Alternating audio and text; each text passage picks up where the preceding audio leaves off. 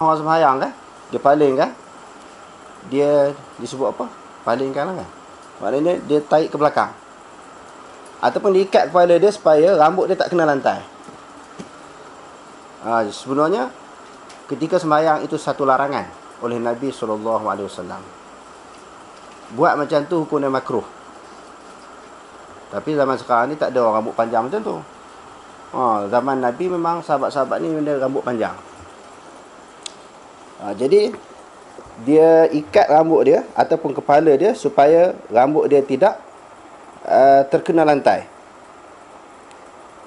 ataupun terkena tanah. Jadi di sini setiap hukum yang ada di dalam Quran dan hadis ni dia panggil apa? Dia ada illatul hukmi. Sebab sesuatu hukum itu didatangkan oleh Allah, didatangkan oleh Nabi. Sama ada suruh ataupun larang, mesti dia ada sebab musabab dia. Ataupun dalam istilah yang lain dipanggil hikmatut tasyri'. Hikmah di sebalik pensyariatan sesuatu hukum. Jadi sebab apa? Sebab apa tuan-tuan? Jadi di sini ulama sebut bahawa itu di antara sebahagian daripada tindakan perbuatan orang yang takabur. Dia kata wal hikmatu fi dhalika annahu rafa'a thawbahu wa sya'rahu an mubasharatil ardi ashbaha al mutakabbiri, menyerupai orang takabur. Dia tak nak kotor rambut dia ni kena lantai. Jadi bila kita sembahyang, dahi kita sujud kepada lantai. Anggota yang paling mulia di sudut zahir ini maknanya dahi. Bila dia sujud kepada tanah, dahi dia kena tanah, kena lantai, maka dia jadi rendah diri dengan Allah Ta'ala. Dia rasa diri dia command dengan Allah Ta'ala, rasa hina dengan Allah Ta'ala. Sebab itu bila Allah Ta'ala arahkan, perintahkan Iblis sujud pada Nabi Adam, dia tak nak. Sebab kerana dia akan jadi hina. Aba wastakbara wa kana minal kafirin. Dia tak nak. Sebab dia rasa dia satu dia bangsa yang mulia, lebih mulia daripada Adam. Khalaqtani min nar wa khalaqtahu min tin. Kamu jadikan aku daripada api, kamu jadikan Adam daripada tanah. Jadi bangsa api ini dia tak akan sujud kepada bangsa tanah. Sebab Adam asalnya daripada tanah. Jadi itu melambangkan, ulama kata, orang yang takabur. Dahi dia tak nak kena lantai. Kalau tempat-tempat kotor dia tak nak sujud. Sebab tu yang baiknya, kalau nak sujud ni jangan letak sejadah yang tebal-tebal sangat. Walaupun nak letak sejadah tu tak apalah. Sebab kita sembahyang dalam masjid, dalam surau. Supaya dahi kita ini terus terkena kepada lantai dan dalam keadaan tidak begitu selesa. Bila kadang-kadang tempat imam yang orang letak sejadah paling tebal 3-4 lapis, sebenarnya dia menghilangkan khusyuk. Menghilangkan khusyuk. Apabila dahi kita kena lantai, kena pasir, kena tanah, kena batu tu, kita rasa rendah diri dengan Allah Ta'ala. Ini duk rasa hebat lagi lah. Sebab tujuk tempat sedap tadi. Jadi di zaman Nabi pun dia larang. Lepas tu dahi kena kotor, rambut dia yang panjang pun kena kotor. Jadi lagi bertambah hina dengan Allah Ta'ala. Kepada mana-mana makhluk memang kita tak akan tunduk, tak akan sujud. Tetapi kepada Allah Ta'ala, Khaliq, kita sanggup buat apa sahaja, walaupun dahi kita kotor, rambut kita kotor. Jadi sebahagian sahabatnya, dia nak diikat rambut supaya rambut jangan kena lantai. Jadi Nabi larang, jangan ikat, biarkan rambut yang panjang tu kena lantai. Jadi kalau tuan-tuan pergi ke India, Pakistan, biasa Syekhul Hadis muhaddisin, hafal puluh-puluh ribu hadis, rambut panjang. Tuan-tuan tengok gambar Dr. Zakir Naik bergambar dengan muhaddisin India, rambut panjang sampai sekat bawah. Salah seorang daripada guru saya, Maulana Sabah Hasan Sab, mengajar Ma'ani Asar Abi Ja'far At-Tahawi, rambut dia panjang. Biasa muhaddisin ni dia rambut panjang. Tapi di Malaysia ni kalau ada mana-mana orang belajar agama rambut panjang, apatah lagi ustaz-ustaz ni pelik ni. Ini ustaz rock ni. Pandangan umum masyarakat. Luar negara biasa. Bukan nak kempen tuan-tuan suruh rambut panjang, tapi nak cerita kaitan dengan tajuk yang kita akan bincangkan pada malam ini. Begitu juga pakaian yang akan kena lantai ketika sujud kan, diikat pakaian tersebut supaya jangan tersentuh kepada lantai. Jadi tindakan yang demikian adalah makruh berdasarkan hukum fiqh yang disandarkan kepada beberapa hadis Nabi SAW. Okey, terus. وحدثنا يحيى بن يحيى أبو الربيع الزهراني قال يحيى أخبرنا وقال أبو الربيع حدثنا حماد بن زيد عن عمرو بن دينار عن طاووس عن ابن عباس قال أمر النبي صلى الله عليه وسلم أن يزيد على سبعة ونهي أن يكف شعره وثيابه. هذا حديث يحيى. وقال أبو الربيع على 7 أعظم ونهي أن يكف شعره وثيابه والكفين. والكفين ثيابه tak. والكفين والركبتين والقدمين والجبهة. Situ tak ada waw ya?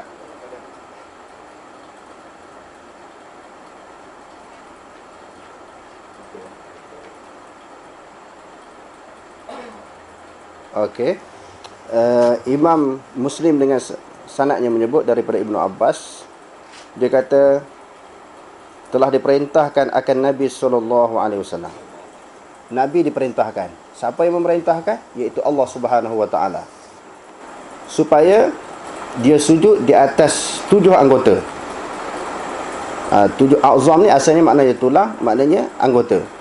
Dan ditegah supaya menahan rambutnya dan pakaiannya.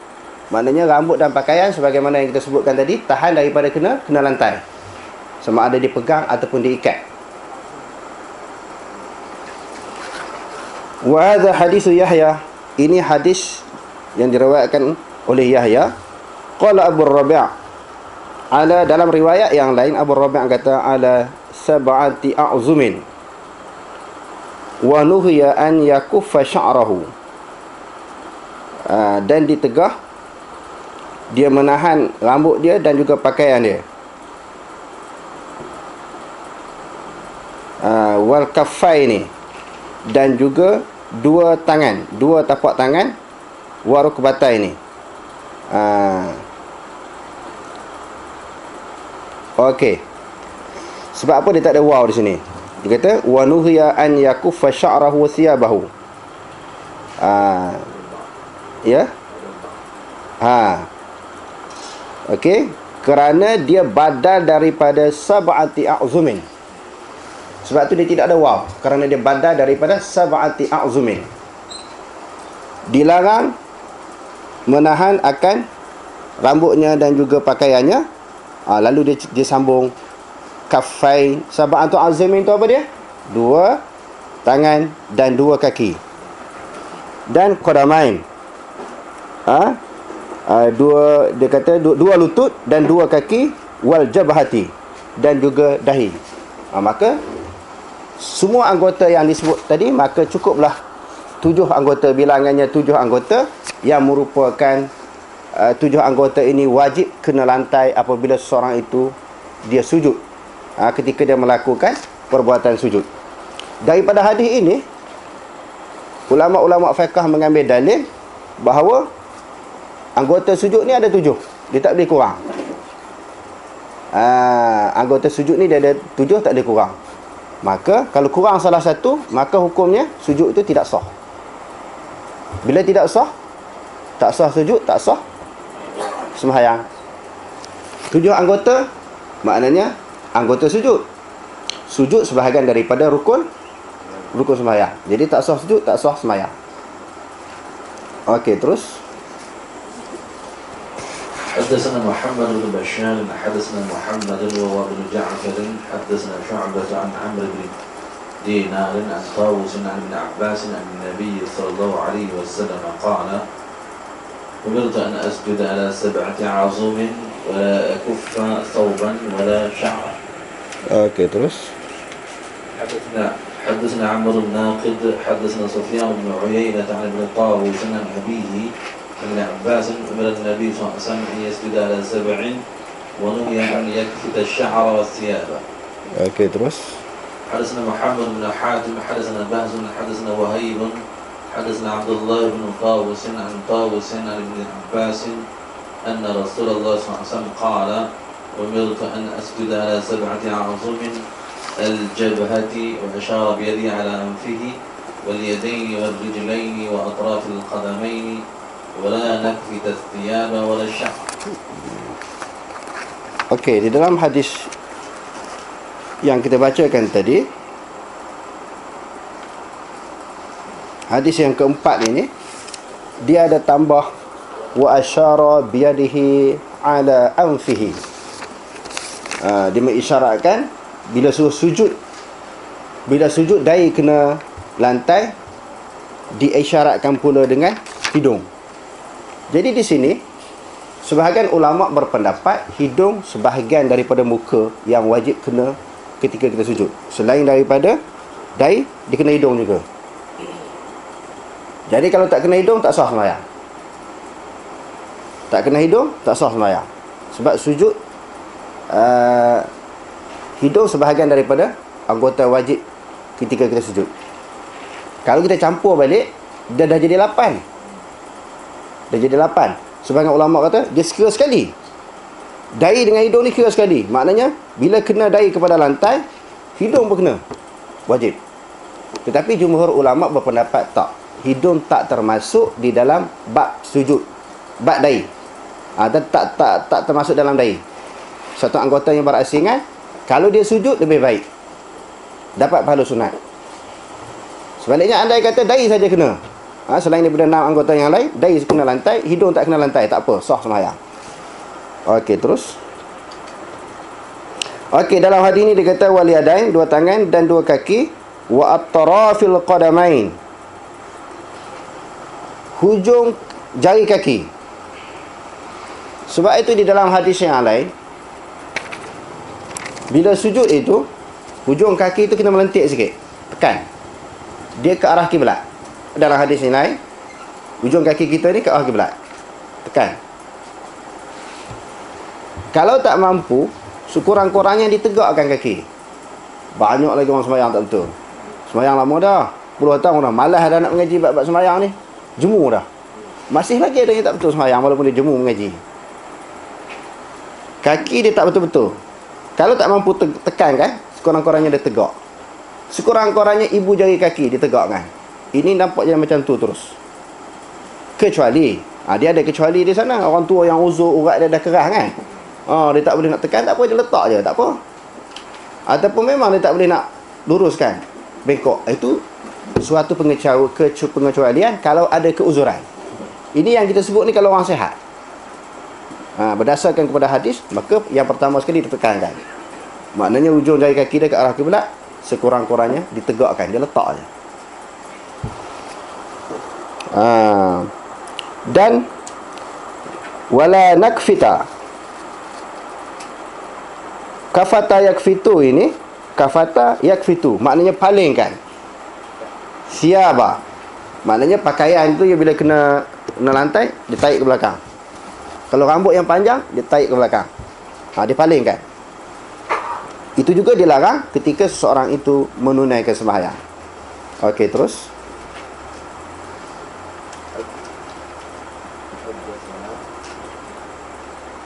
حدثنا أبو الطاهر أخبرنا عبد الله بن وهب حدثني ابن جريج عن عبد الله بن طاووس عن أبيه عن عبد الله بن عباس أن رسول الله صلى الله عليه وسلم قال أمرت أن أسجد على 7 ولا أكفت الشعر ولا الثياب الجبهة والأنف واليدين والركبتين والقدمين. ولا أكفت يعني أنا. Sebab ataf daripada asjuda, supaya aku tidak memalingkan rambut.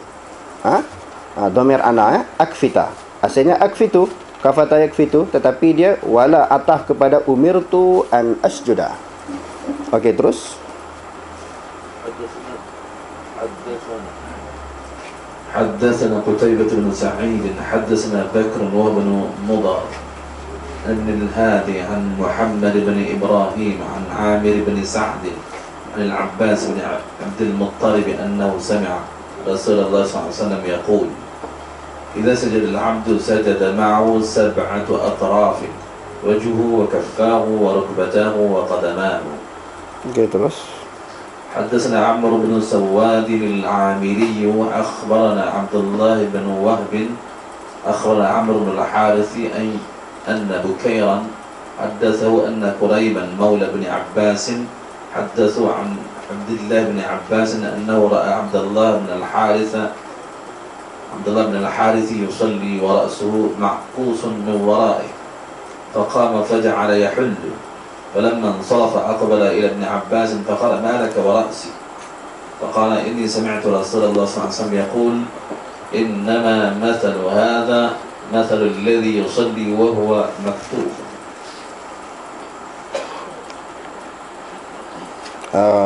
Imam Muslim dengan sanadnya menyebut Ibnu Abbas ini, yakni Abdullah bin Abbas, dia melihat seorang sahabat iaitu Abdullah bin Haris. Bila sembahyang dia ikat kepala dia. Ikat kepala supaya rambut dia tidak apa dia? Rambut dia tidak terjurai ketika sujud. Lalu lepas sembahyang, Abdullah bin Haris ni tanya, apa masalahnya? Dia kata apa dia? Ma'alaka wa ra'si, apa kamu dengan kepala aku ni? Dia pergi rungkai kan apa yang diikat oleh Abdullah bin Haris. Abdullah bin Haris ikat rambut kan, Ibnu Abbas rungkai kan, buang. Lepas sembahyang Abdullah bin Haris tanya, Ma'alaka wa ra'si, apa dengan kamu dengan kepala rambut kau, apa kena-mengena kamu ni kacau aku ikat rambut, ikat kepala ni? Lalu Ibnu Abbas jawab apa? Sesungguhnya aku telah mendengar Rasulullah sallallahu alaihi wasallam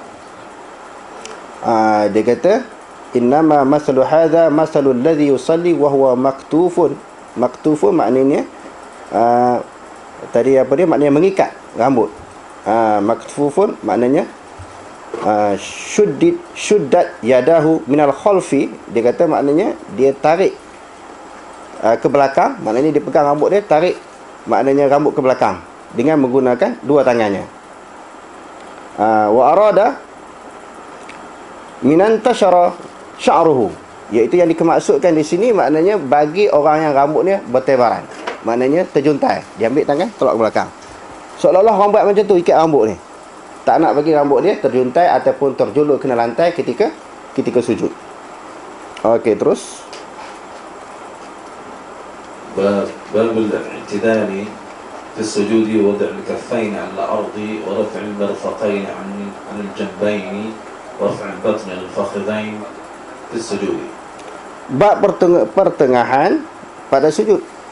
Pertengahan di sini maknanya jangan berlebihan, jangan melampau ketika sujud.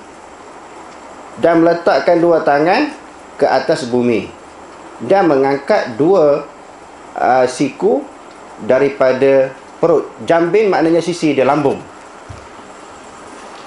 Kan ada orang sembahyang dia rapat kan?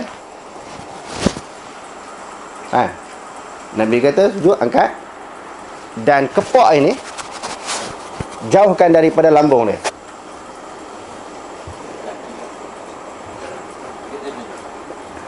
Doktor tanya lelaki sahaja ke? Termasuk perempuan lah. Sebab hadis ini macam sallu kama ra'aitumuni usalli. Sembahyang sebagaimana kamu melihat aku sembahyang. Tak kira lelaki perempuan sama lah. Maknanya lelaki perempuan pun sujud angkat. Pertamanya angkat. Kalau kita baca dalam hadis-hadis yang lain, Rasulullah angkat ni maknanya binatang-binatang yang kecil seperti kucing dapat lalu ke bawah.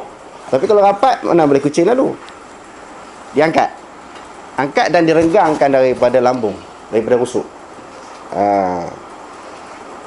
Dan mengangkat perut daripada paha. Perut ini jangan rapat ke paha. Perut jangan rapat ke paha, renggangkan ketika sujud.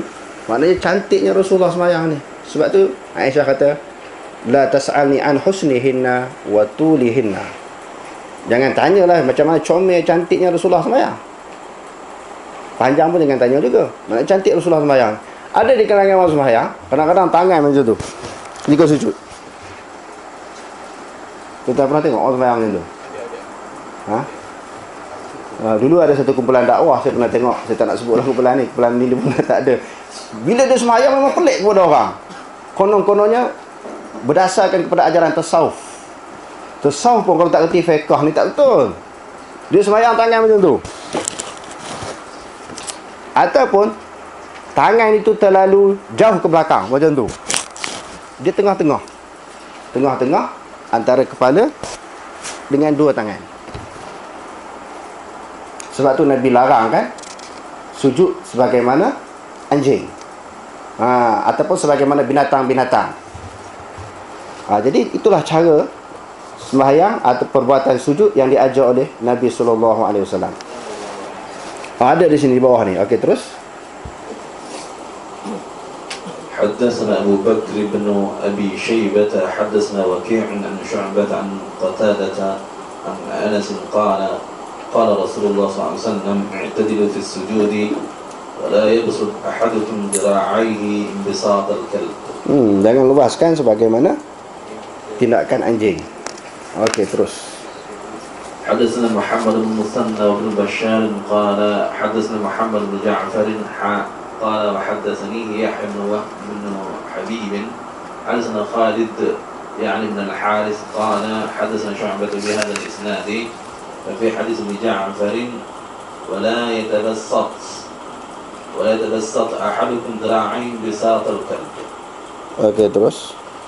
حدثنا يحيى بن يحيى قال أخبرنا عبيد الله بن إياد عن البراء قال رسول الله صلى الله عليه وسلم إذا سجدت فضع كفيك وارفع مرفقيك. Jadi bahasa tayyib sutu ni meluaskan. Sebagaimana meluasnya anjing ketika dia sujud.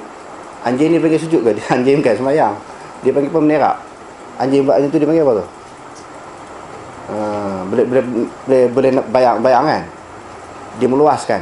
Innallaha yabsutur rizqa liman yasha'u wa yaqdir. Maknanya basata yabsutu meluaskan. Ketika sujud tu terlalu luas. Terlalu menghulurkan tangan ke depan. Sebagaimana perbuatan anjing. Okey, terus. Babu ma. Dah masuk tajuk lain ke? Wallahu alam, kita berhenti sekat dulu. Cerah dah lampu. Yang perempuan tu adalah supaya pakai sebenarnya pandangan dalam mazhab Syafi'i juga ataupun sebenarnya pandangan ulama cenderung ya dan tidak hitam pondok lagi kita kata. Dalam mazhab Syafi'i bukan untuk orang perempuan. Adakah juga ada perincian berbeza sikit? Rapat lelaki dan lelaki. Umum dalam mazhab Syafi'i macam tu. Dia dibina atas dhammu, himpun. Cuma ada juga hadis. Ada hadisnya. Cuma kedudukan hadis itu dibahaskan oleh ulama.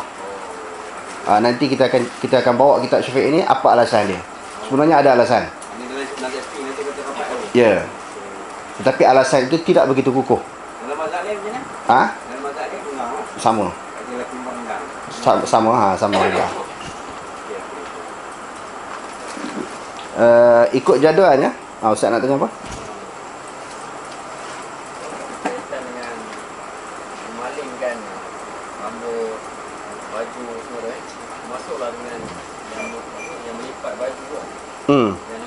Sama.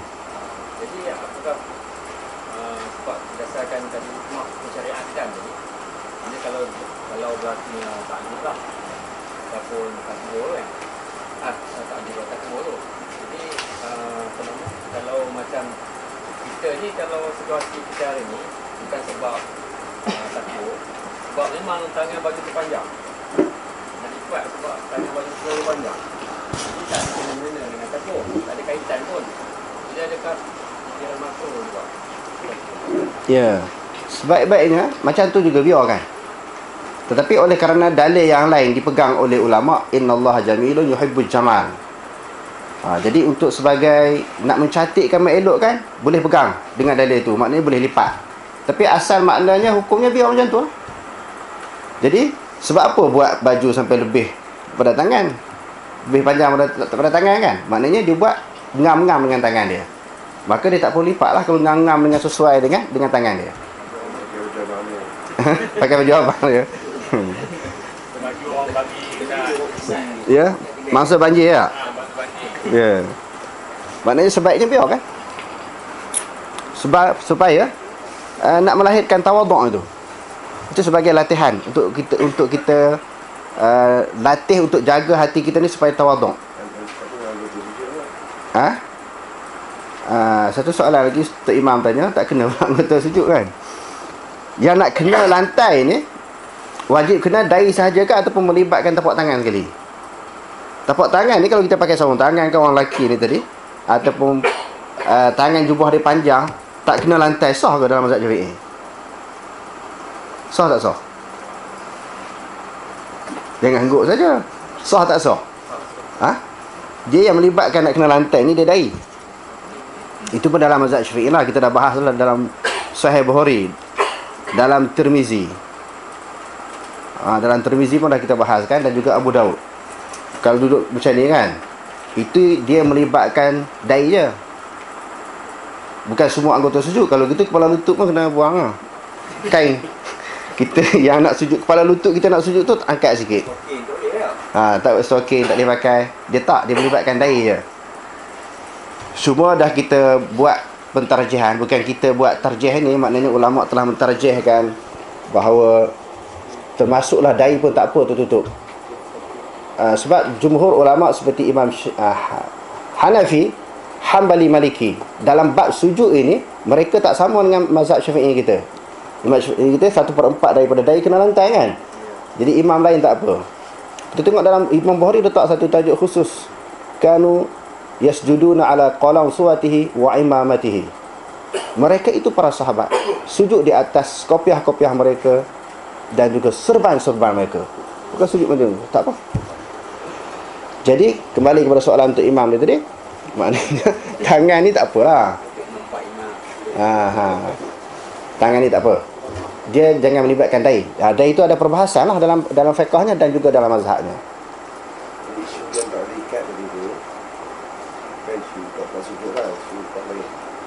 Sama lah, tempat sujud tak tempat sujud dia ada kena. Tapi kalau dalam mazhab Syafi'i itulah maknanya mazhab dengan hadis tu kan. Tapi kalau dalam mazhab Syafi'i, dia kena tarik lah yang dia buat itu, kerana mungkin dia terlalu kuat berpegang dengan satu pendapat. Dia nak sujud tu dia kena selakkan. Betul lah tu kalau dia pegang mazhab Syafi'i. Kalau dia berpegang pada mazhab Syafi'i. Tapi kalau dia pegang pada hadis, biarkanlah. Sebab dia sujud hadis makruh buat macam tu. Dia nak biar rambut tu biarlah kena lantai, sama-sama sujud. Da'i pun nak kena lantai, rambut pun nak kena lantai. Okey? Tak okey?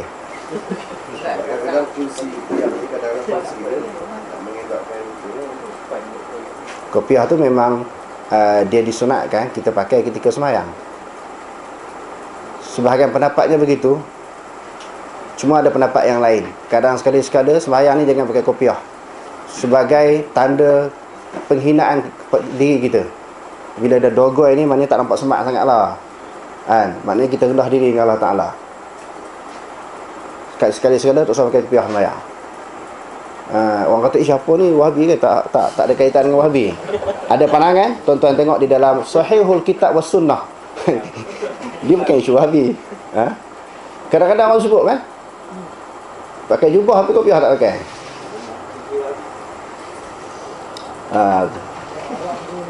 Ya, biasa lah macam tu. Dia orang pakai jubah tak pakai kopiah, bukan isu besar. Yang pentingnya sembahyang.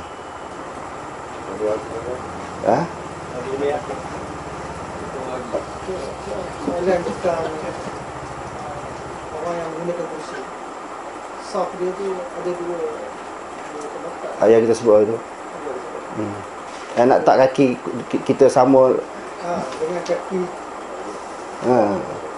Kita dah bahas dulu, maknanya kaki kita kena sama ataupun kaki kursi. Kaki juga.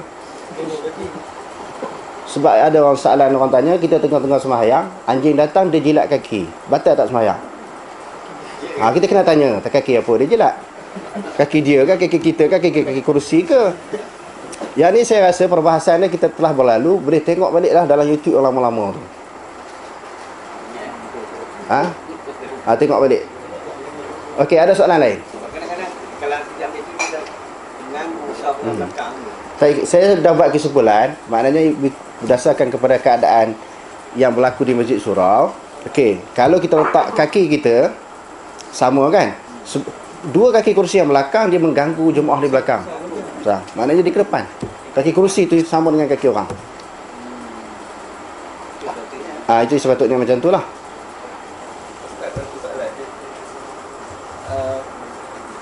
Sekarang ni kita tengok di Malaysia lah, orang sembahyang duduk atas kursi, lepas tu bila berdiri, dia berdiri.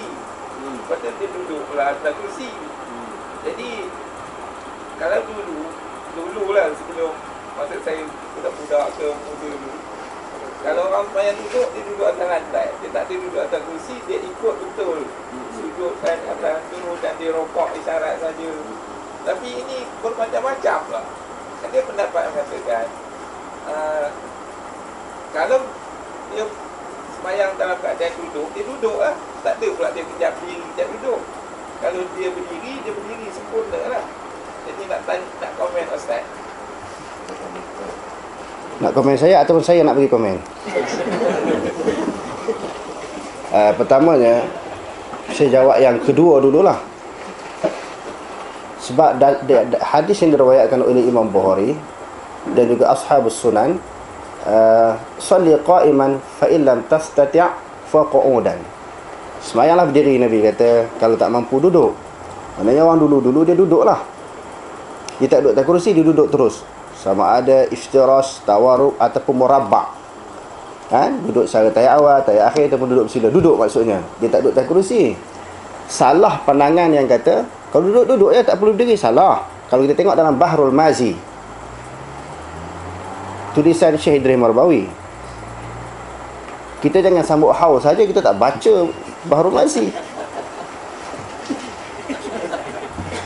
Kena baca Bahrul Mazi walaupun tak sambut haul. Kita kena baca. Dalam Bahrul Mazi sebut, peringkat pertamanya, saya tak kata siapa-siapa ni, saya kata kita. Maknanya dia kalau dia tak larat dia duduk, tengah-tengah sembahyang dia sihat, dia kena bangun. Kerana fattaqullaha mastata'tum. Takutlah kamu kepada Allah semampu-mampu kamu. Maknanya mampu, ketika tu dia mampu, dia kena bangun. Dia tak ada berterusan duduk. Mungkin masa dia nak datang mula sembahyang tadi dia uzur, tengah-tengah tu sihat balik. Boleh berlaku macam tu. Jadi Syekh Idris Marbawi kata bangun. Tiba-tiba tengah berdiri goyang, lutut dia sakit, duduk pula. Dia sembahyang dah 2 rakaat, sakit, masuk rakaat ketiga keempat dia sihat, kena bangun. Begitulah seterusnya. Berdasarkan kepada ayat yang kita bacakan tadi. Cuma oleh kerana ramai di zaman sekarang ni dia sembahyang atas kursi, dia ada hukum. Ulama tulis risalah, di antaranya Dr. Aziz bin Bas dan beberapa ulama yang lain, Tanbihun Nasi ala Ahli Qarasi. Dia ada satu risalah. Dan banyak lagi ulama tulis tentang perbahasan orang yang sembahyang atas kursi. Orang yang uzur, mula-mula masa takbir itu dia kena berdiri kalau dia mampu berdiri. Ini kita tengok banyak tak betul sembahyang. Dia boleh berjalan ke sana sini, berlari pun boleh. Tiba-tiba terus duduk atas kursi. Tak, ketika takbir itu dia takbir dalam keadaan berdiri. Mungkin masa rokok tu dia nak tumbang, sakit. Masa nak rokok dia duduk atas kursi, lepas tu dia rokok cara duduk atas kursi. Ataupun mungkin dia tak boleh nak sujud, sakit lutut, pinggang dan sebagainya. Masa nak melakukan rukun sujud itu dia boleh duduk atas kursi, sujud lebih rendah daripada rokok. Banyaknya tak betul. Dia mempermudahkan. Agama itu mudah kalau ikut cara dia, tapi dia lebih pemudahkan. Pandai-pandai dia memudahkan agama. Tidak ada alasan, tidak ada dalil. Jadi ulama bahas kedudukan sembahyang atas kursi macam mana. Bukan terus duduk. Mula-mula takbir berdiri dulu, lepas tu dia goyang duduk. Baru dia duduk. Ini dia berdiri lama di luar boleh. Tiba-tiba nak sembahyang, duduk atas kursi. Tu tak boleh.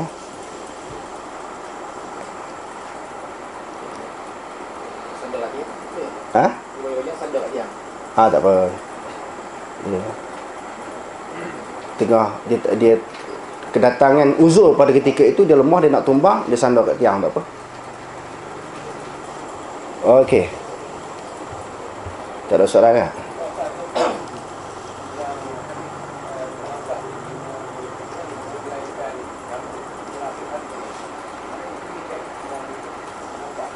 Boleh?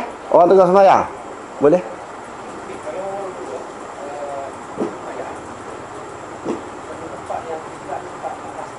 Kita boleh ubah kan? Boleh? Di dalam mentafsirkan hadis Nabi yang diriwayatkan oleh Imam Muslim, man ra'a minkum munkaran fayughayyirhu. Barang siapa melihat kemungkaran. Orang Melayu kita tafsir mungkar ni mengarak judi. Tak. Mungkar ni suatu benda yang tak sama, tak tepat dengan agama, dipanggil mungkar. Hendaklah dia ubah. Maka tengok orang tak betul kiblat, kita ubahkan dia. Kita ubahkan dia ke arah kiblat.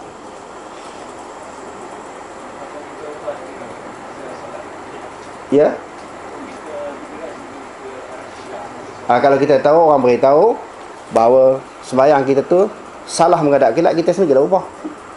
Kita dah tahu dah, duk tunggu dia ubah. Bukan macam tu. Kalau kita tahu, kita sendiri ubah. Okey. Hadirin sekalian, besok mengikut jadualnya kita baca kitab apa? Bukhari ya. Dan malam esok kita tangguh dulu. Tuan-tuan jangan tak datang besok. Bila saya tangguh, tak payah datang lah. Kita ada perbahasan, perbincangan yang berkaitan dengan KP Harbi. Sebab banyak orang tanya saya, layakkah mana-mana KP dalam Malaysia ni ataupun orang bukan Islam, apabila berlaku penolakan sebahagian daripada hukum, kita boleh menggelarkan ataupun menghukumkan dia sebagai KP Harbi. Jadi sebab apa saya cerita awal ni, supaya tuan-tuan balik malam ni baca layak ke tak layak kumpulan yang tertentu, individu yang tertentu ni kita nak kata dia KP. KP memang KP dah. Harbi. Dia ada Harbi, dia ada Zimmi, Mu'ahad, Musta'man. Jadi yang dua tadi kita tak perlu bincang kerana tak masuk. Kita nak bincang Harbi dan Zimmi. Balik ni tuan-tuan baca. Barulah ada soalan yang kita kata soalan yang berdasarkan kepada maklumat. Kalau tidak dia tanya merapu. Orang lain kata, ustaz tu kata. Sepatutnya kalau kita jawab nak ikut geram, itu cerita lain lah. Ikut geram kita kata semua hak lawan ni semua Harbi. Orang Melayu lawan Melayu Harbi. Mana-mana ustaz lawan Aryo Rio ni, petikai Aryo Rio dan Hudud semua Harbi. Kalau nak ikut geram, nak ikut puas hati, macam tu lah jawab. Tapi sekarang ni bukan nak ikut geram. Kita nak ikut hukum tu sendiri, layak tak layak kita nak sebut dia Harbi. Kalau dia tidak Harbi, dia kafir apa pula kan. InsyaAllah perbincangan ni kita akan bahas pada malam esok. Ni tuan-tuan bolehlah panggil sahabat-sahabat yang ingin mendengar perjelasan dan perbahasan ini. Wallahu a'lam.